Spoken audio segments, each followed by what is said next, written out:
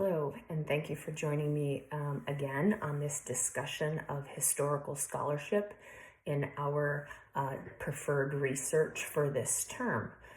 As a reminder, I am researching gender bias or gender inequality in professional sports broadcasting and what levels and what differences we're seeing between the male sports broadcasters and the numbers that they represent versus the number of professional female sports broadcasters that we see in professional sports today.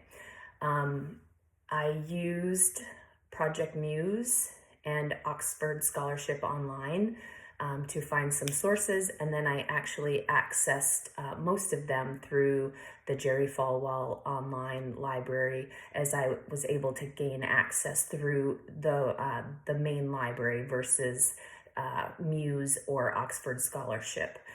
One thing I looked at when doing this discussion or research for this discussion was what keeps women from being in the position of that professional sports broadcaster, whether it be a color commentator or a sidelines broadcaster. What is keeping them from that position? And one thing that I actually focused on this week was some of the fears that these women found when they were trying to gain access into this professional field. And one of the main fears that hindered them from a hiring standpoint and an employer's aspect was the potential of motherhood, and how would motherhood actually affect their ability to do their job.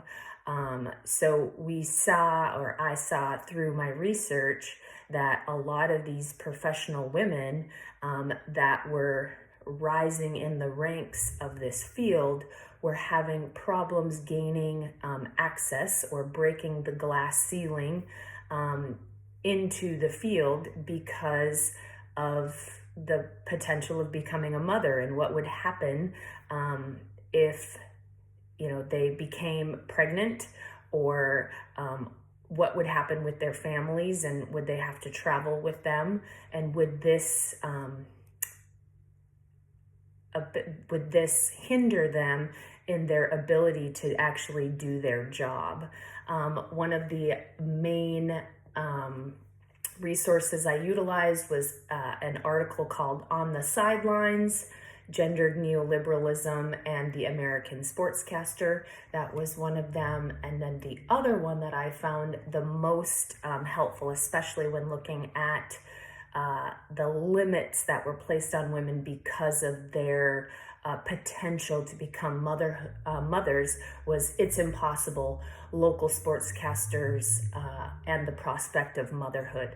And this does talk about how the fear set in, and how women were delaying their family life and their ability to have children and keep their jobs.